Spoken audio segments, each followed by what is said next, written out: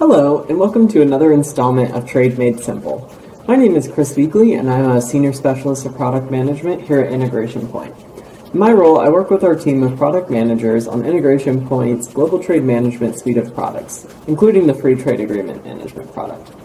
As with most of the North American-based trade, my team is closely watching NAFTA, specifically the ongoing renegotiation or modernization of the world's largest free trade agreement. As you may know, free trade generally was a hot topic during the 2016 U.S. elections, from TPP to NAFTA. In keeping with campaign promises, the USTR, or the U.S. Trade Representative, formally notified the U.S. Congress in May 2017 of its intent to renegotiate the deal, kicking off the renegotiation proceedings between all three countries. So what does this mean exactly? Well, as with all bi- and multilateral agreements, each actor and its constituents has an incentive for different renegotiation or modernization outcomes. In Canada, the Canadian Association of Importers and Exporters, or IE Canada, has released public comments on the renegotiation. Those comments, released in July of 2017, include a desire for a do-no-harm approach to renegotiation due to its members' quote, established level of familiarity with the current rules and regulations, who have built their supply chains and in some cases their entire businesses around the agreement and are succeeding because of NAFTA. National treatment and market access modernization, including updating of the drawback rules, the temporary admission of goods, and goods re-entered after repair alteration. And additional equivalent origin documentation beyond the NAFTA Certificate of Origin to ease the burden of collection of certification information.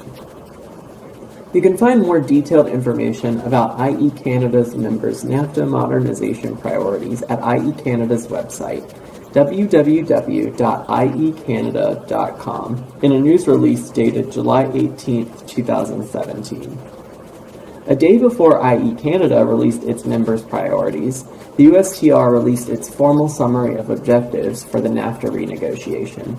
Some of those objectives include de minimis increase or harmonization to assist in the e-commerce trade facilitation, reducing the trade deficit with Canada and Mexico, and bringing labor and environmental regulations into the core of the agreement rather than remaining as supplemental agreements.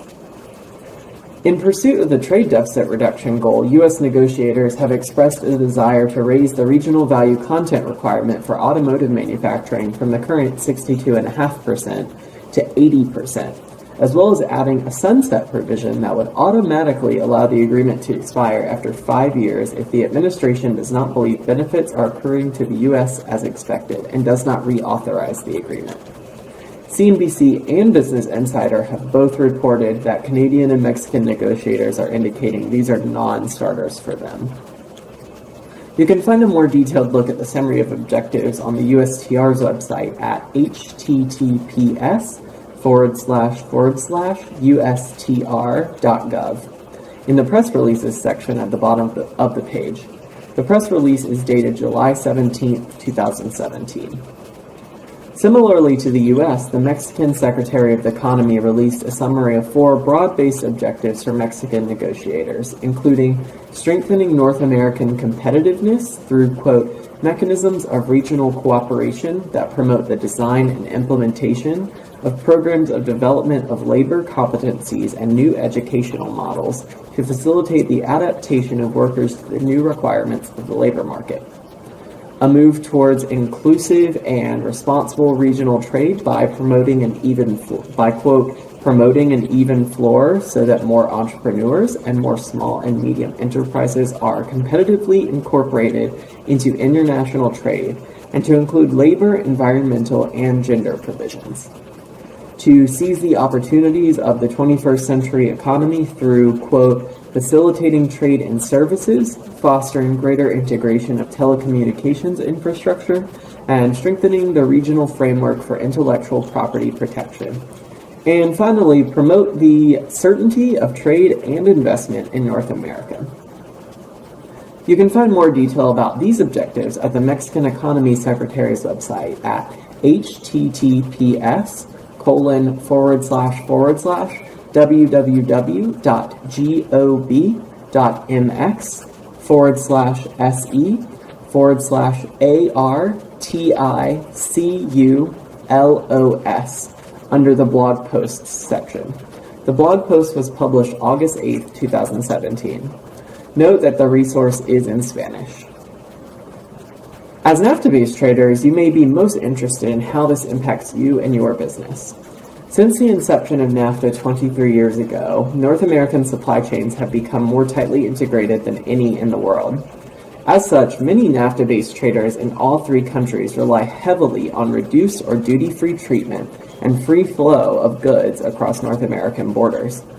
If RVC or regional value content requirements are increased, particularly if, as rumored, specific amounts of U.S. origin content are required, it could become much more difficult for North American manufacturers to qualify their goods for NAFTA and receive reduced or duty-free treatment.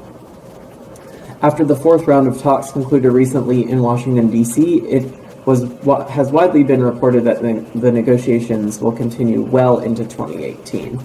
Barring a breakdown of negotiations or sudden withdrawal by the U.S., this should give your business more time to catch up on the specifics of the renegotiation proceedings. Keep your eyes and your ears open for any developments on the new RVC requirements, the sunset provision, or potential withdrawal. The situation on the ground is changing daily.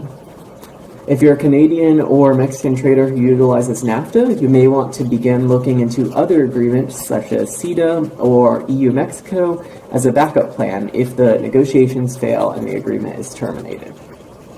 As always, Integration Point is staying on top of any regulatory changes to NAFTA, including any rules of origin changes or U.S. origin-specific content requirements. As soon as anything becomes official, whether it is a withdrawal from the agreement or any changes to the product-specific rules of origin, general rules of the agreement, or qualification criteria, Integration Point will begin making the necessary updates to allow our clients to remain fully compliant with a modernized NAFTA. Thanks for listening.